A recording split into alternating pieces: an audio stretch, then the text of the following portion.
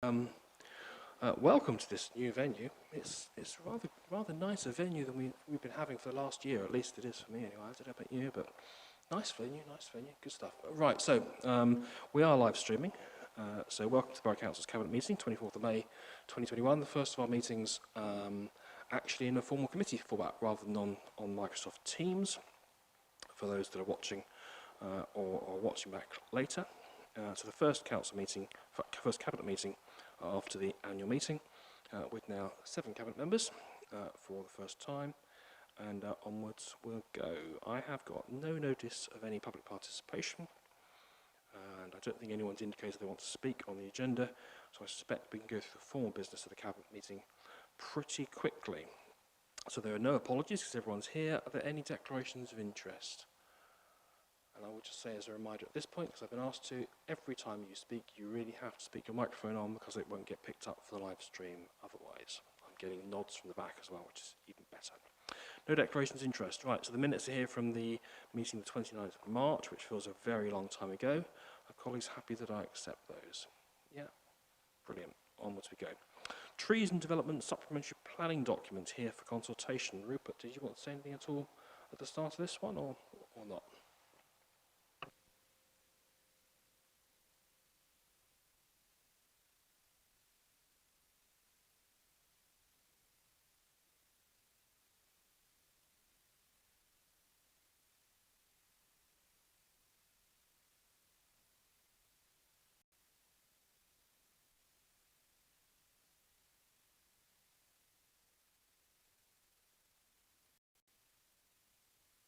Oh, sorry. God, do apologise. Yeah, Derek heard me. Do apologise. No, very much welcome this report. I think it sets out a clear framework in effect that we can send to developers, which shows clearly what we are aiming to do with regards to obviously delivering the homes through development sites that we need to, but also actually working with the environment rather than having it done to the environment, and clearly setting out in effect what we expect from developers with regards to mitigation standards from any necessary removal of trees in effect, and obviously any mitigation with regards to development as it comes forward. Okay, thank you very much, Rupert. Anyone else want to speak on this item? No? Oh, Paul.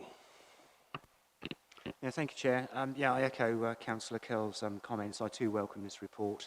It'd be good to have something in sort of black and white that developers can't get out of. There was a couple of little bits in it that I just wanted to sort of mention on, whether or not it gets taken out of context, and it's all right towards the end. It's the conclusion of the SEA where it actually says the policy is unlikely to have significant effects on the environment. I hope it does have some significant effects on the environment, but obviously the way it's written, it's that part of it is to perhaps it should be negative. I'd like to have no significant negative effects, because it's almost a sort of double negative, but it's not. And I had to read it sort of twice because I thought, ooh, and that. And the only other thing is with reference to the verges. I like what's in there with reference to the street trees, because obviously the urban infrastructure, the urban forest and the green infrastructure does sort of tie in with regeneration, which obviously myself and Councillor Corbyn are involved in. The only thing with it, will there be anything backing this policy up with reference to any sort of enforcement? Because we've already got a lot of verges that have trees in that have been damaged by cars parking, and the diagrams in this report in residential areas, I could see them. We need some sort of fairly strict and robust enforcement to ensure that those verges around the trees are actually don't end up as some are now, and just generally enforcement with reference to the proposals to ensure that 2, 3, 4, 5, 10 years after the development, the trees are actually still there. Thank you, Chair. Thanks so much, Paul. Enforcement is something we want to pick up on later, I'm sure, as part of this, because clearly there's no point having a policy if we're not going to enforce it. Absolutely vital that we do. Anyone else want to speak on this one? Rupert wants to come back. Thank you, Chair. Only just to say that obviously this is the Development Supplementary Planning Document, This is not the tree strategy. The tree strategy, this is the development supplementary planning document, which will obviously sit next to our policies within the local plan. And this is obviously being sent to developers. Obviously, the strategy, in effect, about regreening, replacing in the existing realm, if you like, where trees have been lost through disease or been removed, knocked over or whatever you said, clearly that's within the strategy, in effect. So it's not in this document per se. And clearly, yes, we would want to make sure that they were tied up with either within the S106 or conditions on development. And this will obviously inform all of that work prior, in effect, to development applications coming forward. Clearly setting out, as you've seen, obviously the fact that, you know, we would frown upon sites being, shall we say, cleared of all vegetation and trees prior to applications coming forward. And that's why I was referencing to the fact that we work with the environment rather than doing it to the environment. So actually, I think it encapsulates all of that, if you like, and yes, clearly enforcement will be a key part of that. Excellent. Thanks very much, Rupert. Anybody else? No? Okay, well, the whole point of this is a consultation, and we'll pick up on whatever comes back from that. There will almost certainly be areas that we can make further refinements and improvements, but it's a good document. It sets out our stall as wanting to protect and enhance the tree environment with some pretty tough penalties for developers that want to remove trees. Are colleagues happy we accept this for consultation? I'm getting nods all round, so we'll do just that. Right, so we move on to appointments to outside bodies. The first block of these are all very straightforward because they're the relevant cabinet member. Tonya? Yeah, thank you, Chair. Just wanted to make the point that both Paul and I are sharing the social policy, and it actually states on here, social policy in brackets.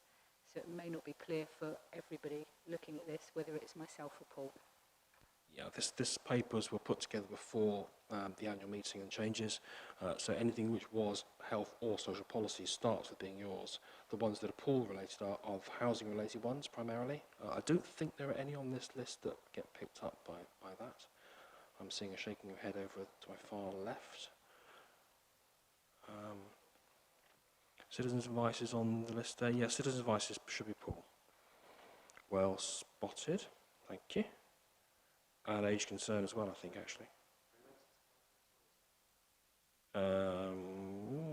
It's mainly about people's marital and relationship issues. Yeah, Relationships, which a lot of that did come under the CAB. So Paul and I thought that they were. when we set this up, the idea was that kind of like central bodies would be pools rather than yours, so that would make sense, wouldn't it? So. Looks like you got those, Paul. Right, so just to be clear, A, B, F and G on this list. We'll go with Paul. That's excellent. And Tonya's relieved. No. Okie dokie. All right, so the rest of them are straightforward, I think, as far as this list is concerned. When we get to section 4, which is an eclectic bunch of other responsibilities. The Fair Trade in Eastleigh Borough campaign is currently with Tim Groves, with Rupert as deputy. No one suggested they want to change that, so I'm sure we can take those as there. Partnership for Urban South Hampshire Overview and Scrutiny Committee. That really ought to go to the nearest thing that shadows the planning portfolio, which I would guess would be policy and performance. So I would suggest that we ask Richard Gomer if he'll do that, and we'll find a deputy subsequent to that. Colleagues are happy. Queen Elizabeth II Silver Jubilees Activity Centre is currently Derek and Wayne. No one's indicated they want to change those that I'm aware of, so we'll leave those as they are. Road Safety Council Central Area is David with Wayne as a deputy. Again, no indications of any change there. The Airport Consultative Committee will be dealt with at Council, and the rest are then staff appointments, which I'm sure we're all happy with. So that's deals with all of those. If there are any amendments, the recommendation here gives the flexibility for me to simply liaise with staff to sort them through, and that certainly applies to the deputy on the partnership for South Hampshire Scrutiny Committee, and may apply to the main place if Richard feels he can't do it for time constraints. Other than that, I think that is all of those. If colleagues are happy that we agree them, and on the basis of that, I'll close this meeting at 6:39 p.m. Oh, have I missed one? Where have I missed those? Items 7 and 8. Oh, apologies. There's no papers, that's why I've falling, so I went straight to the bottom bits. Right, so procurement executive group is currently who? Okay. So it should be 2 from the cabinet, which currently is Ian and Derek. I'm sure we're happy with those. And then if Wayne is the third one, he gets there, I think, through audit and resources. So that's up to audit and resources to resolve. And then strategic risk management group is currently me. Okay.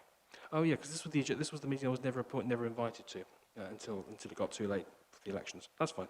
Good. So that's fine. If we're happy, we agree with those. That is then done. Excellent. It is still only 6:40, so that's all right. That's not so bad, is it? We'll formally close the meeting at that point. Thank you very much, colleagues. And after a short interlude, we'll move